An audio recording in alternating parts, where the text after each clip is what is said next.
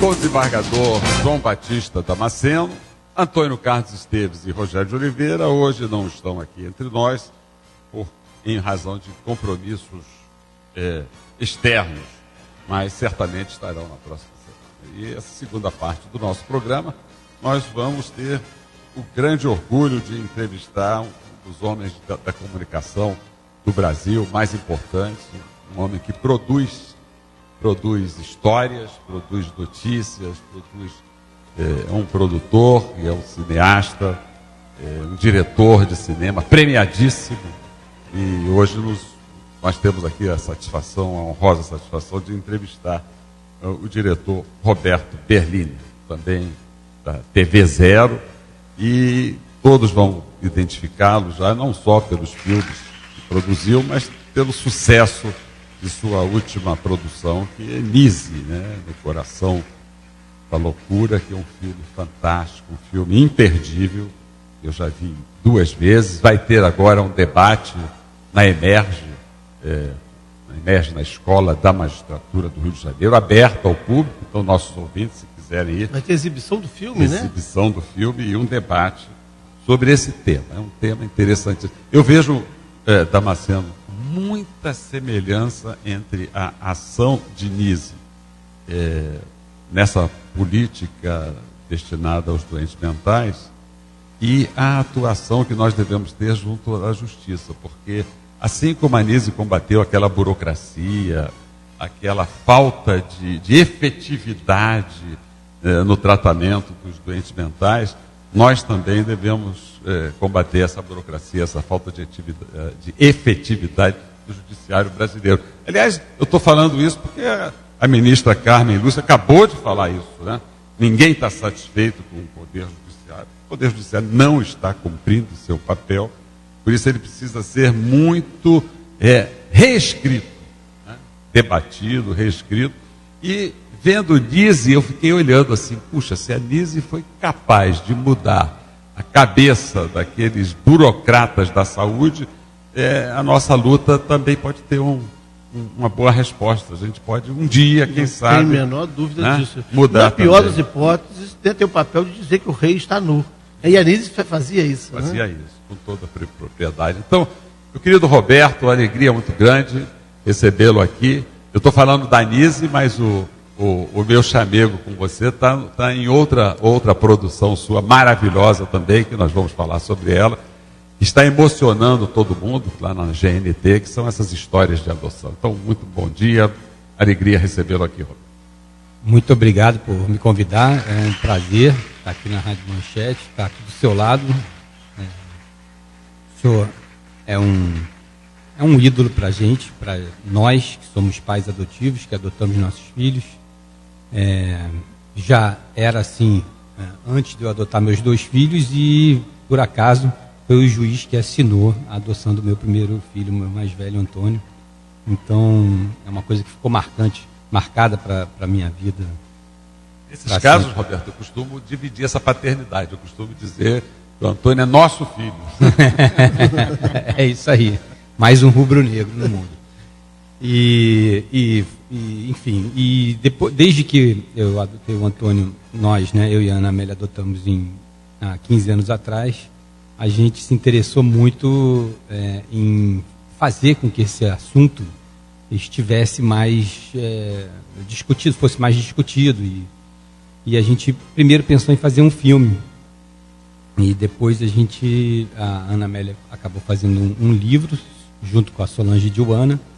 E em seguida nós propusemos essa ideia para o canal GNT de fazer um programa sobre adoção, contando histórias de famílias que se adotaram. Então a nossa ideia era botar esse universo no ar. E é o que nós estamos fazendo. Já fizemos a primeira temporada e agora estamos começando a produzir a segunda temporada. Nós estamos sempre interessados em tentar falar de todas as histórias possíveis, tudo que acontece dentro desse universo maravilhoso, complexo, interessante, muitas vezes difícil, cruel, que compõem esse universo da adoção. Então, a gente tenta falar de pais, de mães, de filhos, de mães que às vezes perdem seus filhos, dessas situações todas, de todos os lados dessa história. Eu acho que o programa tem sido muito feliz, assim, para mim é uma mistura, talvez a coisa que mais me complete, porque eu sou um documentarista, e estar tratando do tema que foi o tema que me fez formar minha família, talvez seja a coisa que mais me complete no momento. Então eu estou numa felicidade total de fazer esse filme, fazer essa série, e eu acho que a adoção é uma coisa muito maior do que se tornar pai ou se tornar filho. Adotar o outro, adotar o diferente, talvez seja uma coisa muito importante para o mundo atual.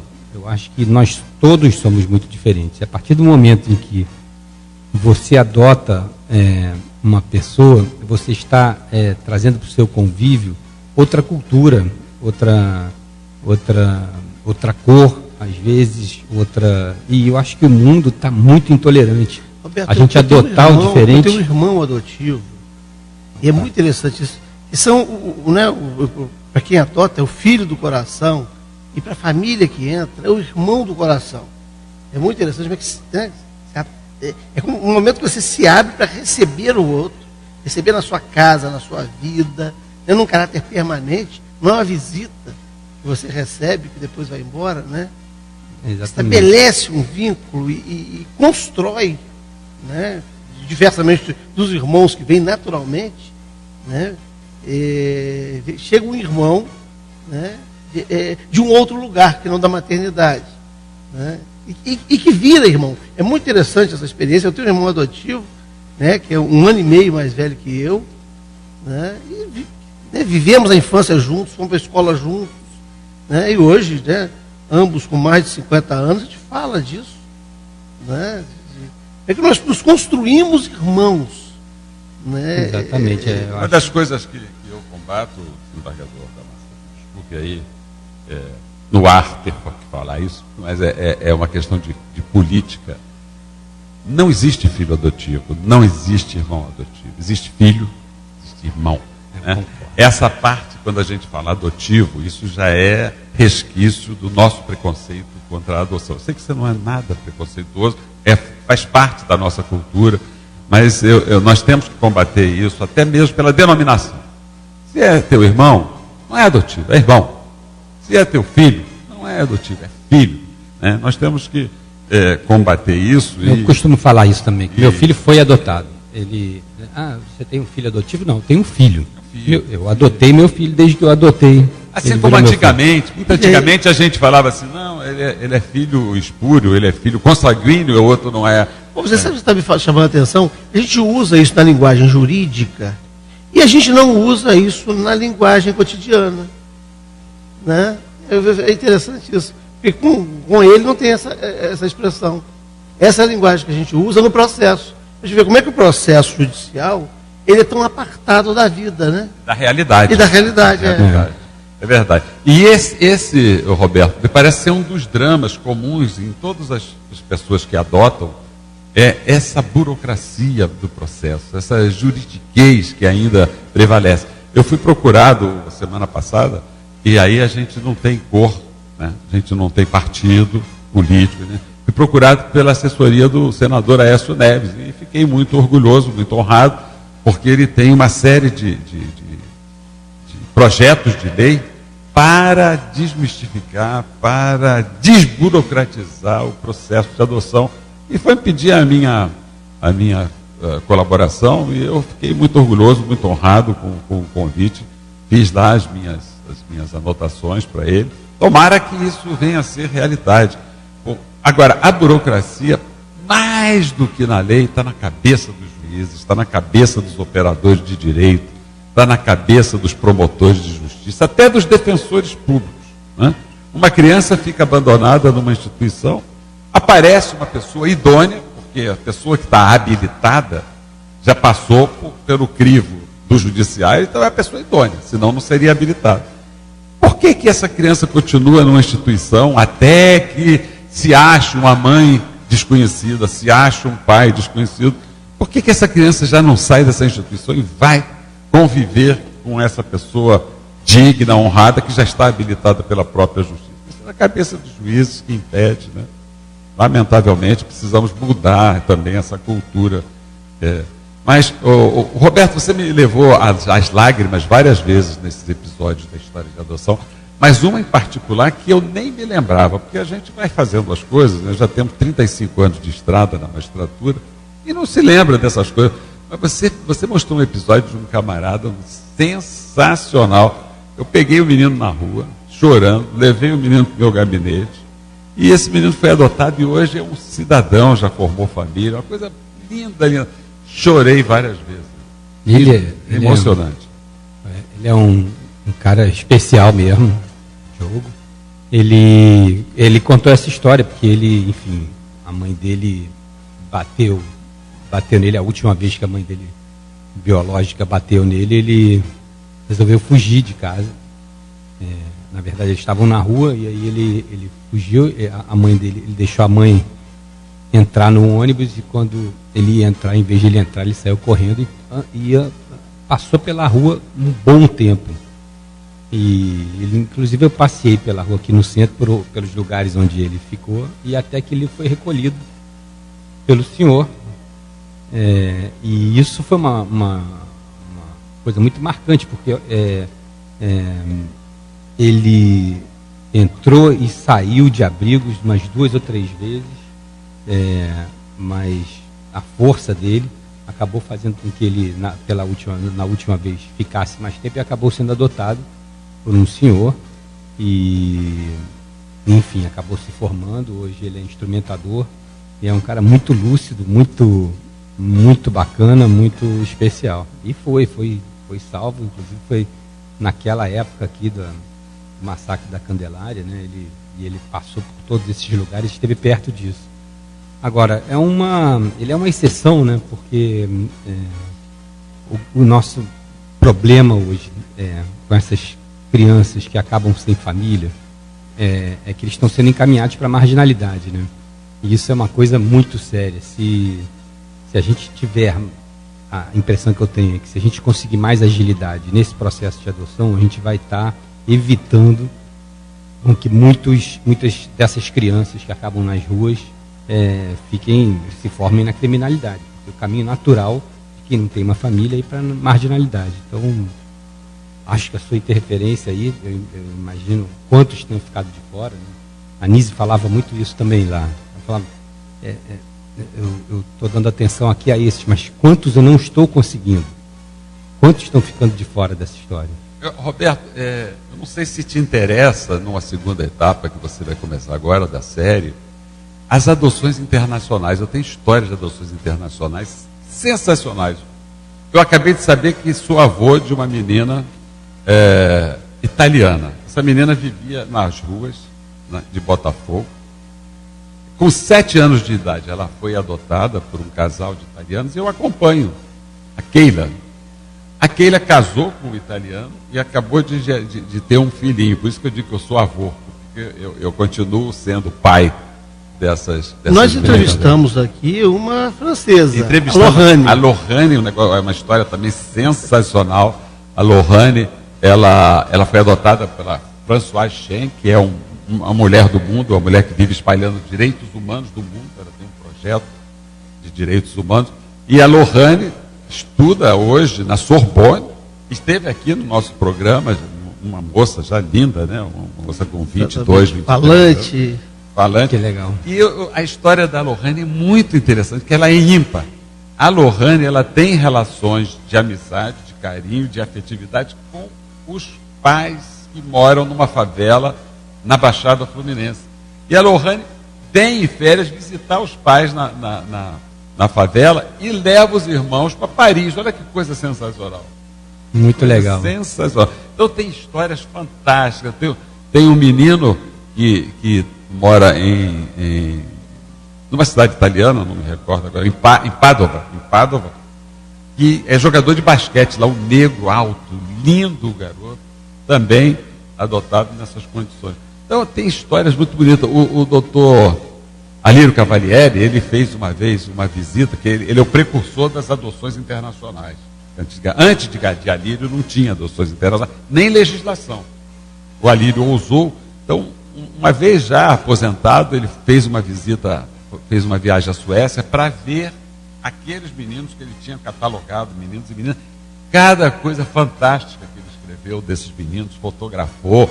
Tinha um menino que era campeão de esqui na Suíça, que tinha sido adotado pela mão desse grande magistrado Alírio Cavalieri. Então tem muitas histórias ainda para serem descobertas. Não, nós vamos contemplar sim a adoção internacional. Já temos um programa que a gente começou, uma família de italianos, que adotou 2 meninos aqui no Rio, e a gente está pesquisando mais.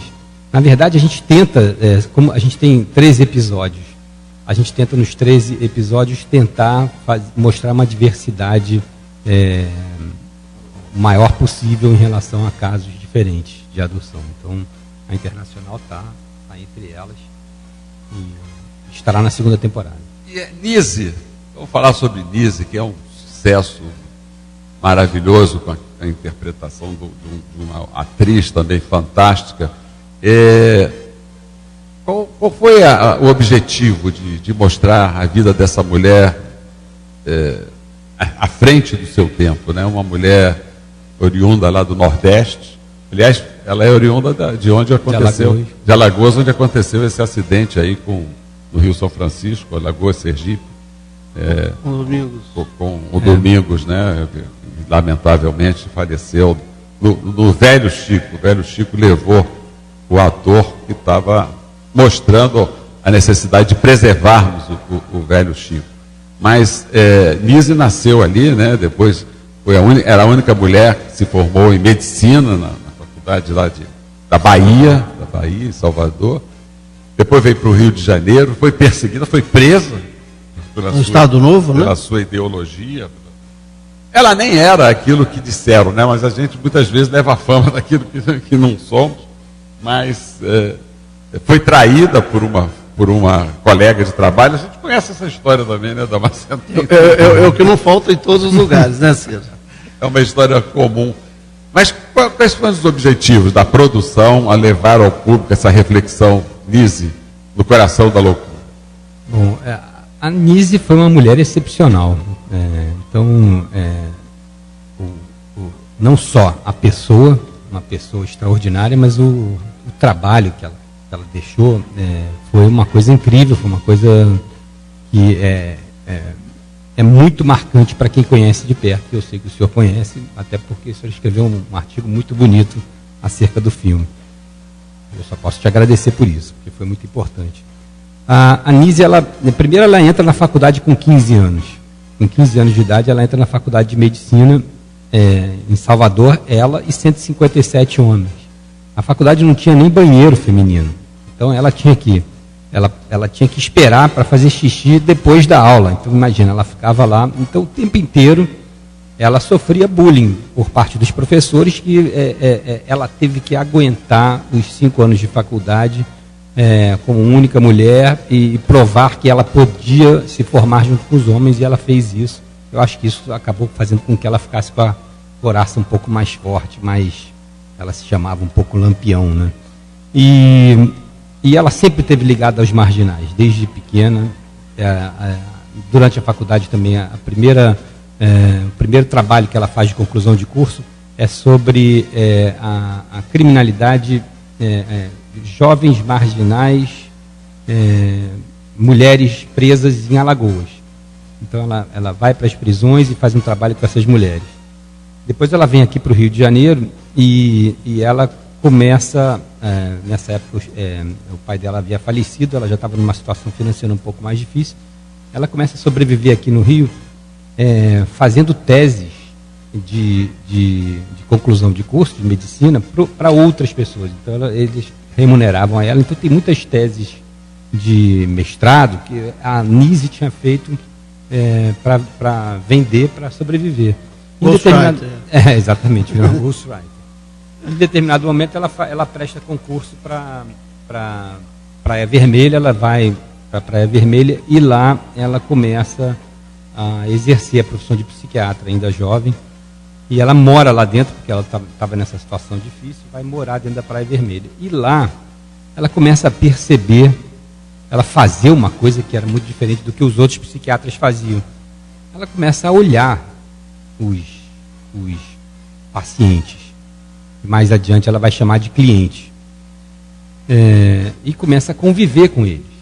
E ela percebeu que os psiquiatras naquele momento eles viviam todos enclausurados nas suas salas, e em determinados momentos eles saíam para dar os diagnósticos dos esquizofrênicos, nem sempre esquizofrênicos, mas dos loucos e desajustados que acabavam no hospício, né?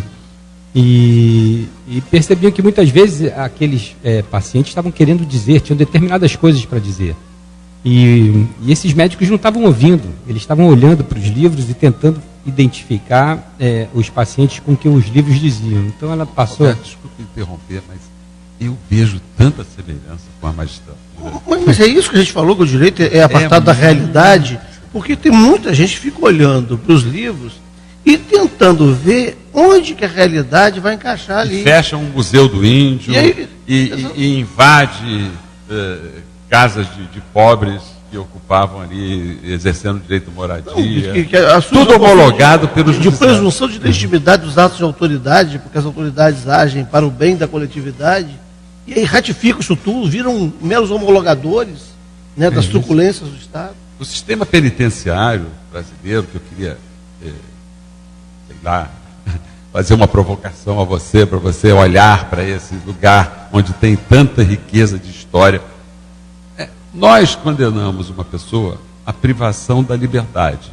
O Estado executa nossa sentença com a privação da dignidade. E nós homologamos isso, nós do Judiciário. Nós que somos intérpretes da Constituição, deixamos que o Brasil chegue a 700 mil presos em situação calamitosa de falta de dignidade da pessoa humana, que é um princípio da nossa Constituição. Tudo isso é feito sob a batuta do judiciário brasileiro. Então, essa é uma denúncia que precisa ser feita, para ser discutida, para ser debatida, porque parece para a população que o juiz é inacessível, o juiz não pode ser atacado. Nós estamos vendo aí essa República de Curitiba, esses rapazotes aí, fazendo do direito o que eles querem, e a gente não discute isso, não debate isso com seriedade. Então, desculpe, mas eu achei, quando você estava falando dessa burrice dos psiquiatras, e a Anísia ter esse olhar, nós também temos que falar da burrice do judiciário brasileiro, e eu estou falando que sou de dentro, desembargador Damasceno é de dentro, e o objetivo desse programa Encontro com a Justiça é encontrar essa justiça. Mas ele tem uma certa prepotência, né, Roberto? O psiquiatra que estava dentro da sua sala, lendo o livro, e depois olhava para as pessoas e entregava a etiqueta para cada um, né, do que ele achava que era o mal. Então, uma certa prepotência desse profissional também. É exatamente aí que a Anísia começa a duvidar um pouquinho desses livros. A Anísia era muito estudiosa, mas ela observava. E isso é uma das coisas que primeiro me atraíram nessa história, foi isso. Eu acho que o que nós, documentaristas, fazemos é observar, tentar observar a realidade e tentar retratá-la de uma maneira diferente. A Anísia fazia isso, ela se aproximou dessas pessoas que nem queria olhar, na verdade. Muitas vezes são repugnantes, têm um aspecto estranho, mas tem muito o que dizer. Muitas vezes dali, a Anísia falava que era necessário estudar essas pessoas, que tudo que a gente precisa, e uma das coisas que mais faz falta, eu acho, no mundo hoje em dia, é o estudo da mente humana. Na verdade, a gente qual era o objetivo maior desses psiquiatras? Era talvez acalmar essas pessoas que estavam ali no hospital com uma agonia, com uma dor muito grande. E o que a Anísia tentou fazer foi, antes de acalmá-los, através de eletrochoques, através de insulinoterapia, através de elementos de tortura, que ela percebeu muita semelhança, porque a Anísia ficou presa 2 anos. E isso eu estou aqui falando desorganizadamente, mas isso foi um momento importante. Ela foi presa, enquanto ela estava lá na Praia Vermelha, no hospício, uma enfermeira a delatou por ela ter livros comunistas dentro do quarto. Aí vamos contar essa história depois do nosso pequeno intervalo. Voltamos em 1 minuto. Tá bom. Pequeno intervalo. História muito bacana.